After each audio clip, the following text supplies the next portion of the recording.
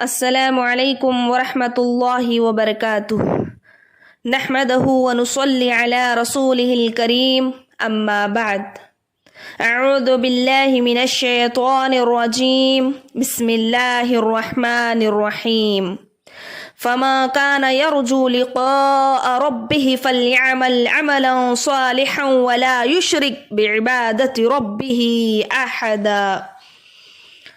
محترم سامعین، بزرگوں، دوستوں اور ساتھیوں، میں نے آپ لوگوں کے سامنے سورہ کہف کی آیت نمبر 110 کی تلاوت کی ہے۔ اس مناسبت سے میری تقریر کا عنوان ہے اخلاص۔ عزیز سامعات، بہت ہی اہم اور خاص موضوع ہے، اس لیے میں آپ لوگوں سے مؤدبانہ التماس کرتی ہوں کہ اس تقریر کو اپنا قیمتی وقت نکال کر ضرور سماعت فرمائے گا۔ محترم سامعات، سب سے پہلے ہم اخلاص کا معنی و مفہوم جانیں گے کہ آخر اخلاص ہے کیا چیز، اخلاص کہتے کس چیز کو ہے، کیونکہ ہم بارہا کہتے ہیں اور بارہا سنتے ہیں کہ ہر کام میں، ہر چیز میں اخلاص پیدا کرو، اخلاص کے ساتھ کام کرو۔ تو آج جاننے کی کوشش کریں گے کہ آخر یہ اخلاص کیا ہے۔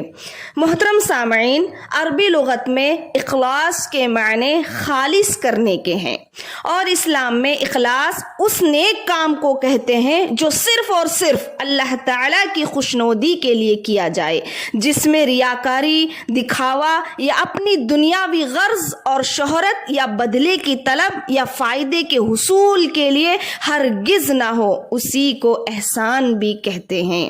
یاد رکھیں، اخلاص کے بغیر اسلام میں نہ تو عبادت قبول ہوتی ہے اور نہ ہی اخلاق و معاملات عبادت کا درجہ پاتے ہیں۔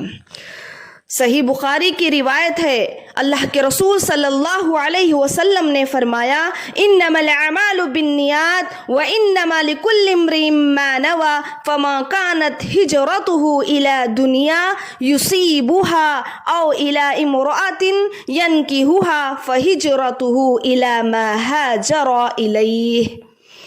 آپ صلی اللہ علیہ وسلم نے فرمایا، تمام اعمال کا دار و مدار نیت پر ہے، اور ہر عمل کا نتیجہ ہر انسان کو اس کی نیت کے مطابق ہی ملے گا۔ پس جس کی ہجرت دولت دنیا حاصل کرنے کے لیے ہو یا کسی عورت سے شادی کی غرض ہو، پس اس کی ہجرت انہی چیزوں کے لیے ہوگی جن کے حاصل کرنے کی نیت سے اس نے ہجرت کی ہو۔ اللہ اکبر۔ محترم سامعات، خلوص نیت کی وجہ سے دنیا اور آخرت دونوں میں کامیابی، شہرت اور عزت ملتی ہے۔ خلوص نیت سے کام کرنے کی وجہ سے دنیا و آخرت دونوں جہانوں میں کامیابی ملتی ہے۔ دنیا میں ہر شخص اس سے محبت کرتا ہے اور بغیر شہرت چاہے پھر بھی اللہ تبارک و تعالیٰ کے جانب سے اسے شہرت نصیب ہو جاتی ہے، وہ سب کے محسن شمار ہونے لگتا ہے۔ اخلاص کے سر چشمے کی بنا پر وہ لوگوں میں فیضیاب ہو جاتا ہے اور خلوص کی بنا پر روشن چراغ سے فائدے اٹھاتے ہیں۔ ان کے خلوص کے فیض و برکت سے سخت فتنے دب جاتے ہیں، آفتیں اور مصیبتیں بھی دور ہو جاتی ہیں۔ اتنا ہی نہیں بلکہ معزز سامعین، خالص عملوں کا ہی اللہ کے دربار میں وسیلہ لگایا جا سکتا ہے۔ خالص اعمال، خالص عملوں کی برکت سے اللہ بڑی سی بڑی مصیبت سے بھی نکال دیتا ہے۔ اللہ اکبر۔ یاد کیجئے بنی اسرائیل کے 3 آدمیوں کا وہ واقعہ۔ وہ لوگ راستے سے گزر رہے تھے، بارش ہو گئی تو غار میں چھپ گئے۔ ہوا یہ کہ غار کا منہ ایک چٹان سے بند ہو گیا اور تینوں کے تینوں اشخاص اسی غار میں پھنس گئے۔ وہاں ان لوگوں نے ایک دوسرے سے کہا، کوئی نیک عمل ہے؟ اسی نیک عمل کا وسیلہ اللہ تعالیٰ کے دربار میں لگایا جائے، ہو سکتا ہے کہ کوئی راستہ نکل آئے۔ پتہ چل رہا ہے عزیز سامعین کہ نیک اعمال وسیلہ ہیں۔ اللہ کا خوف ایک ایسا قانون ہے جس کے ذریعے سے برائی پر کنٹرول آسانی کے ساتھ کیا جاتا ہے۔ یہ سوچ کر کہ اوپر والا دیکھ رہا ہے، کوئی دیکھے نہ دیکھے، لیکن جو برا کام، جو اچھا کام، جو بھی میں سر انجام دے رہا ہوں، اسے اللہ تبارک و تعالیٰ تو دیکھ رہا ہے۔ محترم حاضرین، ریاکاری کی وجہ سے یاد رکھیں کوئی بھی عمل اللہ کے دربار میں قبول نہیں ہوگا۔ دیکھ لیجئے آج معاشرے میں کیا ہو رہا ہے، دیں گے کم، شور زیادہ مچائیں گے، احسان جتلائیں گے، ارے وہ کیا بات کرے گا، وہ تو میرے ٹکڑوں پر پل رہا ہے، میں نے اس کی مدد کی تھی جس کی وجہ سے آج وہ بڑا بن گیا ہے، ورنہ اس کی کیا اوقات تھی کہ اس کو کوئی پوچھنے والا بھی نہیں تھا۔ اللہ اکبر، آج ہمارے معاشرے کا یہ حال ہو گیا ہے۔ آج ہمارے معاشرے میں اتنی ریاکاری، اتنا دکھاوا، ہر کام میں ریاکاری، ہر بات میں ریاکاری، ہر چیز میں ایک سیلفی لی جاتی ہے اور اس کی ویڈیو بنائی جاتی ہے، پھر چاہے وہ کسی غریب کی مدد کی ہو، چاہے کسی کو کھانا کھلایا ہو، کسی کا کوئی بھی ضرورت پوری کی ہو، سب سے پہلے اس کی سیلفی اور اسٹیٹس پر لگا دیا جاتا ہے۔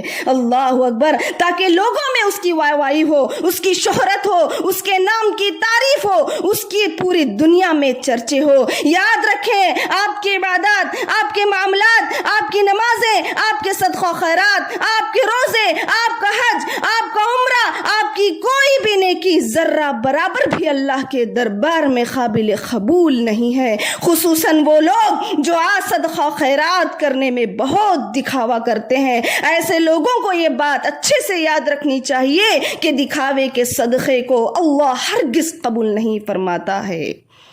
محترم سامعات، یاد رکھیں نیت میں کھوٹ نہ پیدا کیجیے۔ جو مال ہے وہ اللہ کا دیا ہوا مال ہے، اللہ کے مال کو اللہ کے لیے، اللہ کے راستے میں ضرور نکالیے، اسی میں ہم سب کی دنیا اور آخرت کی بھلائی ہے، کیونکہ اللہ تعالیٰ ریاکار اور احسان جتلانے والے کے صدقے کو کبھی قبول نہیں کرتا ہے۔ اللہ تبارک و تعالیٰ سورہ بقرہ میں ارشاد فرماتا ہے، یا ایھا الذین آمنوا لا تبطلوا صدقاتکم بالمن والاذی کالذی ينفق مالہ رئاء الناس ولا یؤمن باللہ والیوم الآخر فمثلہ کمثل صفوان علیہ تراب فاصابہ وابل فترکہ صلدا لا یقدرون علی شیء مما کسبوا واللہ لا یہدی القوم الکافرین۔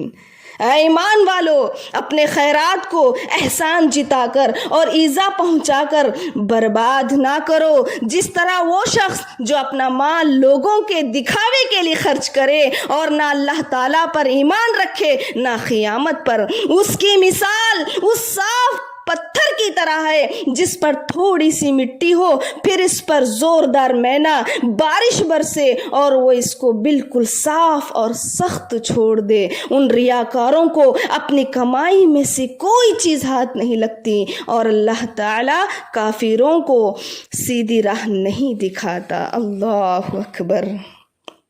غور کیجئے محترم سامعات، اس آیت کو اٹھا کر اس آیت کے بارے میں غور و فکر کیجئے، اس کی تفسیر کو پڑھیے، اس کے معنی و مفہوم کو سمجھیے کہ اللہ تبارک و تعالیٰ دکھاوا کرنے والے کے خیرات و صدقات کو نہیں قبول کرتا ہے۔